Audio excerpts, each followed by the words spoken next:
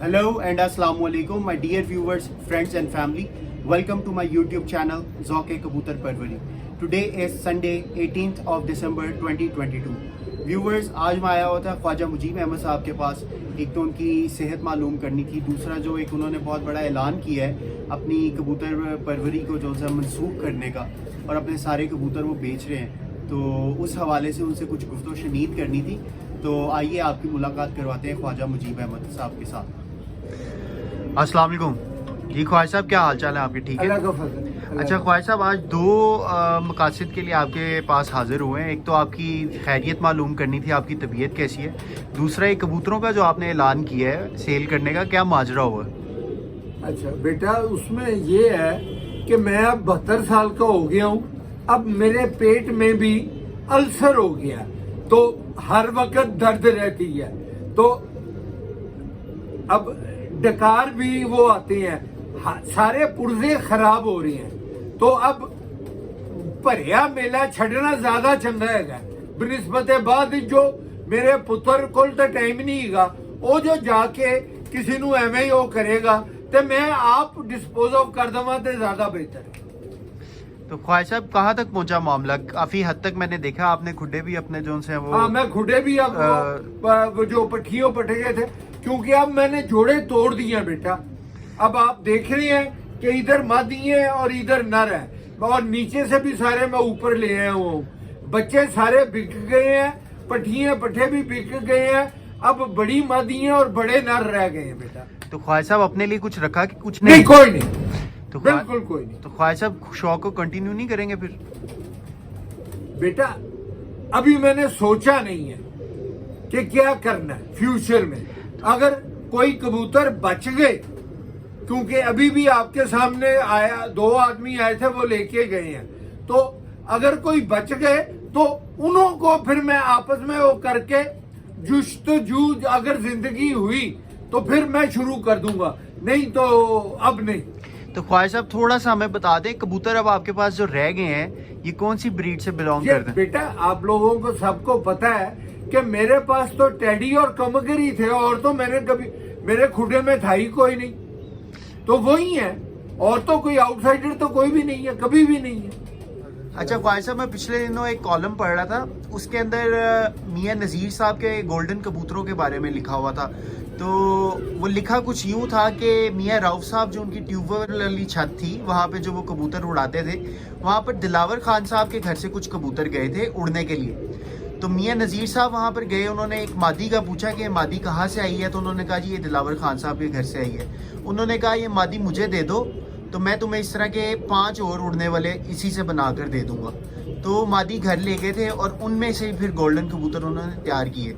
तो ये एक छोटा सा कॉलम लिखा हुआ था, उस वक्त मेरे फिर दिमाग में आया कि मैं ख्वाजा साहब से सवाल करूंगा, इसकी तफसीली जो सी है वो इसके बारे में बताएं। गोल्डन कबूतरों की जड़ कौन सी है, और वो दिलावर खान साहब का कौन सा कबूतर था जो इन गोल्डन कबूतरों के बीच में डला हुआ? वो बेटा बात यही है कि ये जो कबूतर थे, ये दिलावर खान साहब जिनको अपने हीरा लाल कहते होते थे, हीरा लाल कबूतर थे।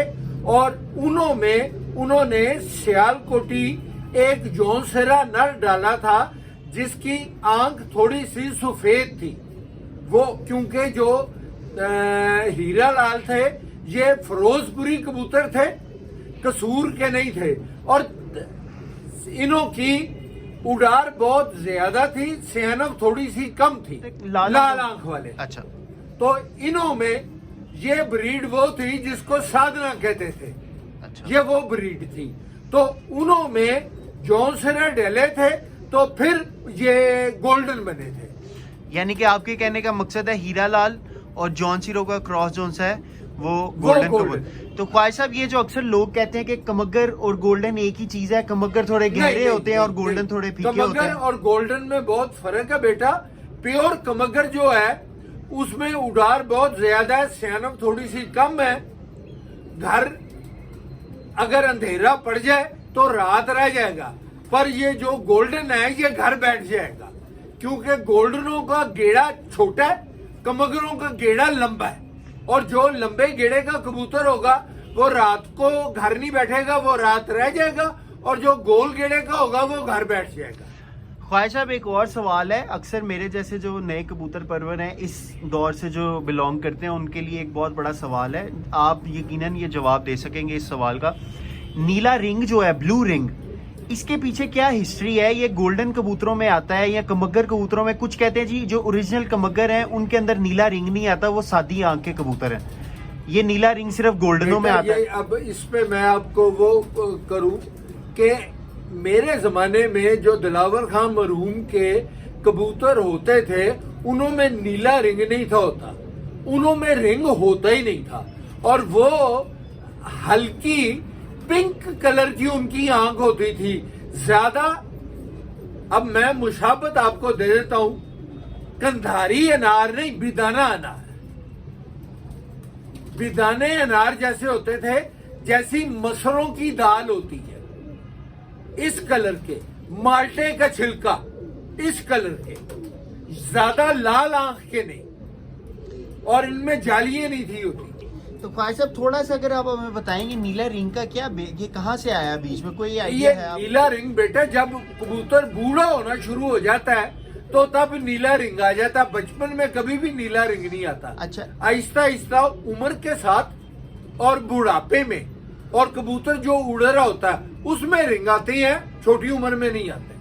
ख्वाहिश साहब एक और चीज, आजकल कबूतरबाज जो हैं वो बहुत ज्यादा बहस कर रहे हैं इस चीज के ऊपर कि कबूतरों के ऊपर पर बहुत ज्यादा होने चाहिए, रेशमी होना चाहिए, और ये क्या अमल दखल है इसका? बेटा जितने ज्यादा पर होंगे उतनी, अब मैं अब आपको ये तो गिने ही नहीं है कभी, जितने ज्यादा सॉफ्ट होगा, जितना ज्यादा नरम होगा, वो हवा और क्लाइमेट उसके जिस्म को टच नहीं करेगी, पर उसको कवर कर लेंगे। क्योंकि जब आप सीने पे फूंक मारते हैं तो उसका गोश्त नजर आता है, और जब आपके मुंह की हवा से उसका गोश्त नजर आ रहा है, तो जिसने ऊपर जाके इतनी तेज हवाओं में हवा का सामना करना है, तो अगर उसका गोश्त नजर आ जाएगा तो वो बेटा गिर जाएगा। वाह वाह, कबूतर ऐसा होना चाहिए कि जिसका गोश्त नजर ना आए, वो लोथड़ा परों का। क्या बात ख्वाहिश साहब, पिछले काफी महीनों से ना ये बहस चल रही थी, लेकिन ये जो आपने आज बात कर दी है ये अभी तक मैंने किसी के मुंह से नहीं सुनी कि आखिर इसके पीछे मकसद क्या है, इसके पीछे फिलॉसफी क्या है परों के पीछे। तो ख्वाहिश साहब इसका नस्ल से कोई ताल्लुक नहीं है परों का होना, मतलब ख्वाह वो सियालकोटी हो, फिरोजपुरी हो, लुधियानवी हो, पर होने चाहिए ऊपर, कोई नहीं। यानी कि ये किसी खास एक नस्ल का जारादारी नहीं है इसके अंदर कि सिर्फ उसी के ऊपर पर होते हैं। हर नस्ल में जिसके ऊपर पर है वो अच्छा कबूतर, ब्रीडर कबूतर है, और परवाज में भी काम देगा, यही कहना हो। चले ख्वाहिश साहब एक पॉइंट हमें छोटा सा सिर्फ बता दें, एक पॉइंट, कोई कबूतर आप देखते हैं, एक पॉइंट होता है जो बंदा खुद देखता है, वो आंख होती है, पंजे होते हैं, वो आप बता दें नए कबूतरबाजों के लिए, नौजवान कबूतरबाजों के लिए। बेटा मैं आपको अखीरली वो लब्बे लबाब बता दूं, वो कबूतर सबसे अच्छा है जो आपने जोड़ों में डालना है, जिसके अखीरले तीनों पर एक जितने हो। जिसका 10वां लंबा होगा वो मेरे हिसाब से जोड़ों में नहीं पड़ता। 10वां और 8वां एक साइज का हो और 9वां थोड़ा सा लंबा हो जाए, वो ठीक है। और अगर 9वां और 10वां एक जितना है वो भी ठीक है। और अगर 8वां 9वां 10वां तीनों एक साइज का है फिर वो बहुत अच्छा है। पर अगर 10वां आपका लंबा है वो अच्छा नहीं है, वो अमूमन गिर जाता है, क्योंकि जब कबूतर उड़ के आता है उसके पर अंदर की तरफ नहीं होते, सीधे हो जाते हैं। तो जिसका पर लंबा होगा 10वां, वो पर के ऊपर पर चढ़ जाएगा, और जब पर के ऊपर पर चढ़ेगा तो उसमें खला हो जाएगी, और जब खला हो जाएगी हवा निकल जाएगी तो वो कबूतर गिर जाएगा। बहुत शुक्रिया ख्वाहिश साहब, आपकी सेहत के लिए बहुत ज़्यादा दुआगो हैं हम, अल्लाह ताला आपको बरकतें अता करे। Thank you so much viewers. तो ये था इंटरव्यू ख्वाजा मुजीब अहमद साहब का। Please do not forget to subscribe, like and share my channel and my videos. आपके प्यार का, आपकी मोहब्बतों का बहुत ज़्यादा शुक्रिया। इंशाअल्लाह ताला फिर एक वीडियो में मिलेंगे, तब तक के लिए अल्लाह हाफिज़।